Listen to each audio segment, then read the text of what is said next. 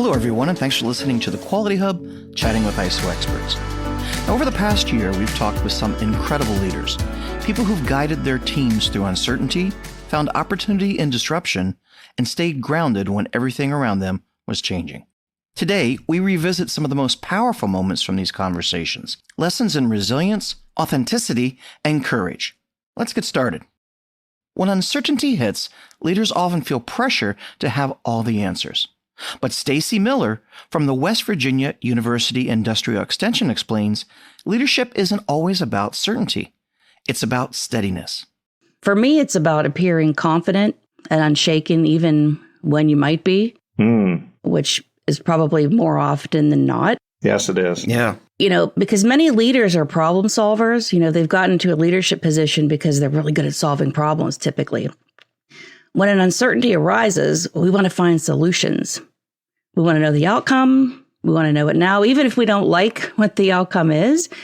But knowing what it is helps us strategize and move on to the next phase. Mm-hmm. So when leaders have to tread water and wait, it's difficult. And I've learned it's important to stay focused on what we know to be true and sort that out from what's an opinion or something that might be coming from an emotion. Okay. Personally, I'm an emotional person. I wear my emotions on my sleeve. I try not to, but it's my biology. So I've learned to use some tools to help me narrow down facts and fiction and control my emotions so that I can appear a little more steady. One thing I've used, it's called the Eisenhower Matrix. It's not flashy. It's not fancy. It actually was invented by President Eisenhower when he was a general in the Army. He used it as a way to organize and prioritize critical issues that he faced. And they also say he used it when he was president. So, like I said, it's nothing magical, kind of like a time management tool in a way, using 4 quadrants. Okay. You identify things on one axis as either urgent or non-urgent, and on the other axis as important or not important. So as you populate the matrix with your tasks, stressors, whatever they might be, you can see the things a little bit more objectively. I've used this for setting goals for myself throughout my life, and even for working on a single project that might be big and a little bit frustrating. But it's not complicated, and that's why I like it, because it can make a complicated problem a little more tolerable. It helps me sort out what I can do now or what I need to do now versus what has to wait to be done later or should wait until more information is known. So it helps me sort out what I think might be important versus what someone else might really view as important. Right. I've encouraged my team to use this tool for lots of reasons through the years. In every job I've had, some are excellent at it, and often it helps to do it with someone else. So it takes you out of the equation. If you're able to include somebody else, it helps. I feel like being resilient doesn't mean reacting. It means remaining confident as the challenge presents itself until you have enough information to start solving problems. That's a great way to put it. I like that. That was a great clip that can help us to remember that focusing on empathy, structure, and self-awareness can set the tone. Later in that same conversation, Stacy shared what it really means to commit to your team, not just as a manager, but as a person who leads with heart. I think it depends on the leader's ability to be vulnerable. Okay. Because we manage things. We manage budgets, we manage projects, we manage activities, but we lead people. So managers work on things and leaders work on people. So as you're navigating through it, there's also a learning opportunity in many ways, depending on who that person is. And, that's a whole other topic for another day with how incredibly different people are inherently. Yeah. Nothing that they try to do or choose to do. It's a matter of that's just their DNA. And so when you understand your team and what those unique characteristics are about them, it might need managed sometimes on a more individual basis. So for me, because I'm generally very emotional, people know when I'm mad, frustrated, and so I don't hide it. I used to think of that as a massive flaw. And now I know it's not a flaw. It's who I am. And I try to use that to be a unifier, so like in the case that we're in currently, I don't know the answer. I'm also concerned because it affects my personal life too. So it's not just a single decision about something that we're all going to move past. There's some significant changes that could happen. Yeah. And so I've been totally transparent as much as I can be within reason about what I know, what I don't know, when I might know it, when I might not know it. And so I've had a really good mentor once tell me that as a leader, communication is important, but not necessarily just that you're saying things, but in terms of timing and having a cadence, and it creates a sense of trust. So, in this case, I am learning information every week about something, and I know everybody's busy working and also busy worrying. Mm-hmm. So I set a call every other week where we get face to face and I provide information. So we know there's a call on the schedule. They know they can point to that time. And then on the in-between weeks, I send emails of updates. Mm-hmm. So no matter what, they know by the end of that week, they're going to be hearing from me in some way. It doesn't make it go away, but I've been told it helps them know that I've set aside a time and a place for us to talk about it. Leading through change starts with that kind of authenticity, showing up, being real, and staying grounded for others when they need it most. In our next section, we'll see that change doesn't just challenge leaders, but it can also open doors. In our conversation with business advisor Doug Patello, we talked about how disruption can become opportunity. There are always opportunities to win. Mm-hmm. It's a competitive world out there. So when there's a disruption or when you're in a period where it's harder to see far into the future for whatever reason, there are two major elements to consider. One is economics, the economics of your offering or the attributes that a buyer might care more about. And maybe a headline example of that would be domestic manufacturing versus offshore, okay. Right? Maybe something to position around or play up depending on your situation. But for a lot of companies, maybe there's something they can do about that, but maybe not, at least not short term. The other element is supplier risk. And this is something you can tackle. And to your point, Scott, you can play both offense and defense on this. So keep in mind that your customers depend on you and they need to know you'll be around. So remind them why they do business with you. Mm-hmm, mm-hmm. Show them things that point to how good of a vendor you are, track record of fulfilling a contract with them, awards, recognition, other customer wins, third-party assessments, like certifications or other kinds of compliance. They all make a good impression. That's defense, making sure your customer base loves you and is rock solid. But your competitors in this environment might be vulnerable. Right. And that's the opportunity. And that's where you can play a little bit of offense.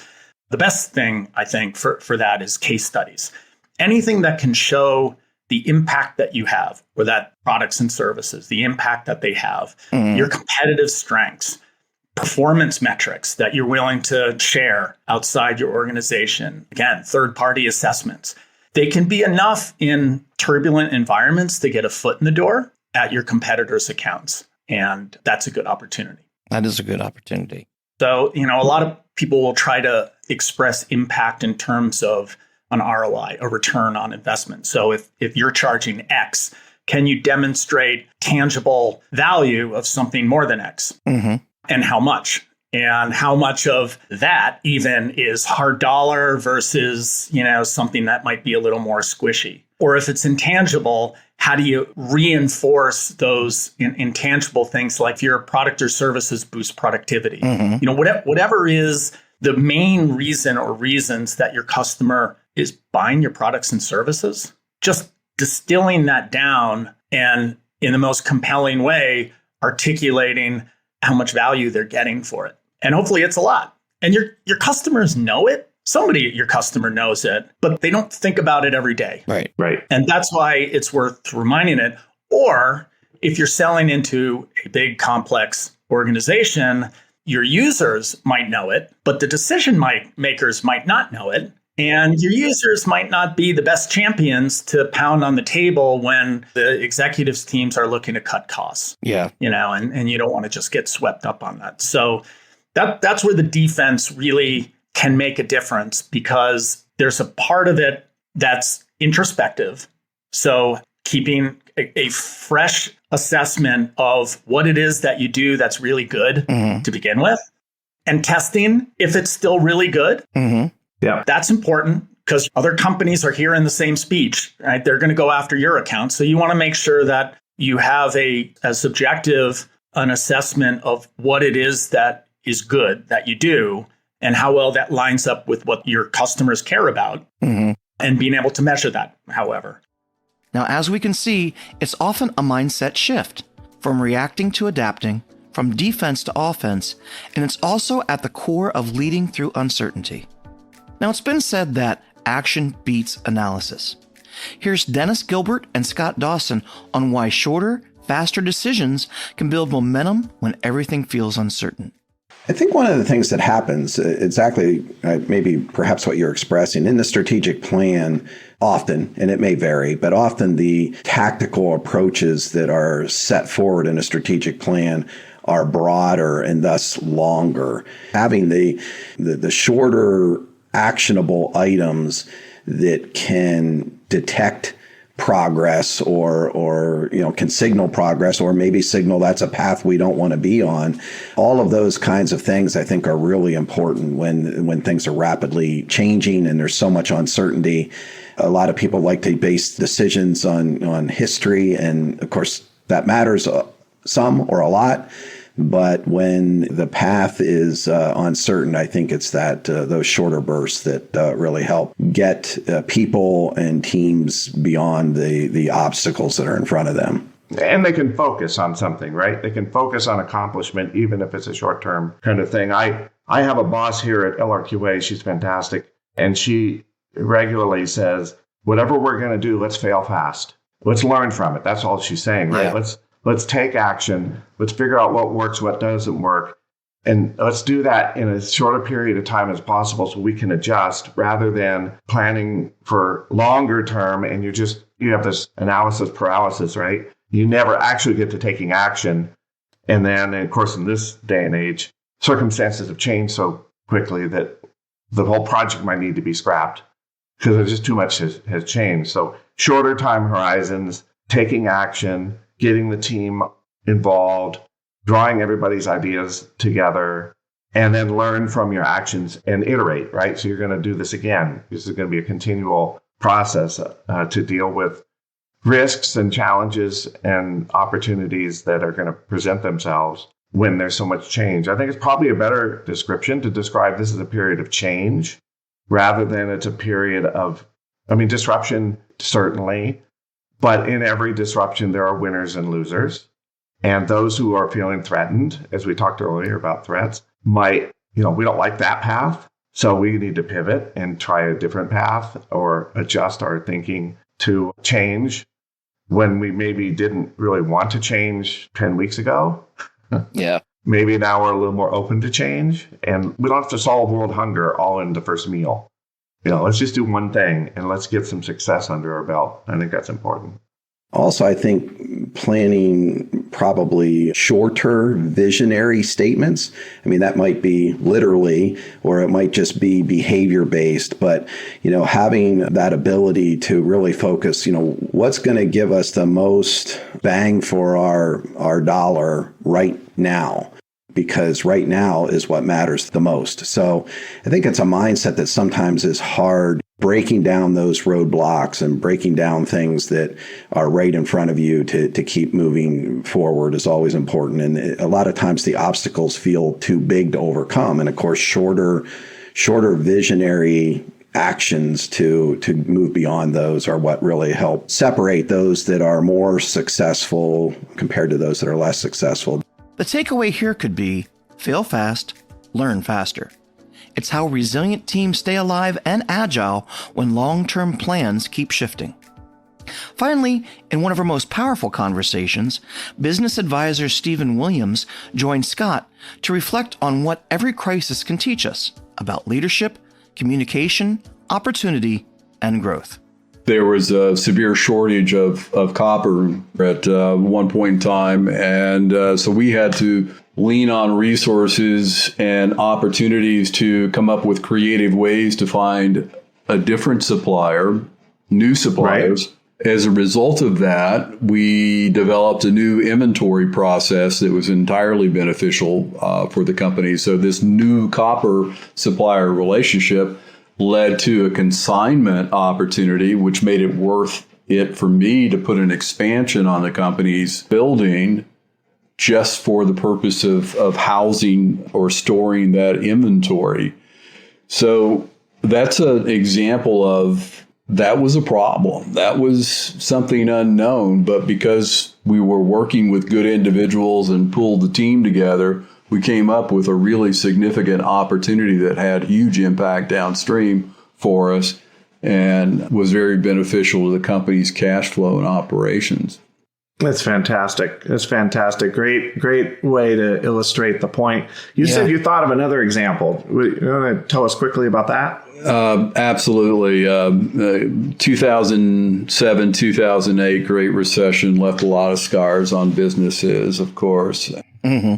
That was a time when I was working in my consulting capacity, and I was asked by a financial institution to come in and take a look at a company that they were funding. And that resulted in a very intensive turnaround project where we really had to spread the company apart and look at all of the metrics and the dynamics of the business to see where there were improvement opportunities for the cash flow. And we were successful in that project, but it took long hours and many days of pulling senior management team together and really developing an openness in a communication and taking a company that had operated from a very closely held perspective to creating vision systems. Right. And as I say, opening up that communication so everybody across the board knows what's happening in the business, what's our goals, what's our KPIs, where do we want to go, and what do we need to do from week to week, from month to month to be able to hit those goals. That's an example of where communication was absolutely vital and became the mission critical aspect of how we managed our business. That's great. Yeah, I love the word openness, and you can view that in many ways. But I think you were referring to just openness of mind to think a different way, try something new, trust each other, to have conversations that maybe we weren't able to have or weren't willing to have in the past. Maybe sometimes personal dynamics affect this, and work habits affect this, and all of those type of things. But when times are tough, as a leader, you need to encourage people to set those things aside and let's have some tough conversations if we need to about change that maybe we haven't been willing to look at, but it might be vital, the vital fix that we need, to deal with the problem we have in front of us. And if you're a CEO of a small business, sometimes there's the fear of not knowing in front of your staff, in front of your team. And right. And I don't suggest that you display that you don't have a clue in front of everyone. But I do think that you build a team of individuals where there is this candid conversation that can take place. And it's okay to be wrong across the board. Right. That's how we learn. That's exactly how we learn. Yeah. We can see that every challenge becomes part of your organization's DNA. Capture the lessons, refine your systems, and build something stronger than before. Remember, change is never comfortable, but as our guests remind us, it's the constant that reveals character. So whether you're leading a team, a company, or simply yourself, remember, clarity, resilience, and purpose are your anchors. And we want to thank all our past guests during the 2025 season of the Quality Hub. And thanks to you, our listeners. Please know we're not going anywhere. We'll be back in 2026 with more great podcast content for you. And please be sure to reach out to Core Business Solutions for any help you may need in ISO certification, CMMC, cybersecurity, customized training, and internal audits. You can email us at info@thecoresolution.com or visit our website at www.thecoresolution.com. And be sure to follow us on your favorite podcast platform and YouTube so you don't miss all the great content as a new podcast drops every week. Have a great day, everyone.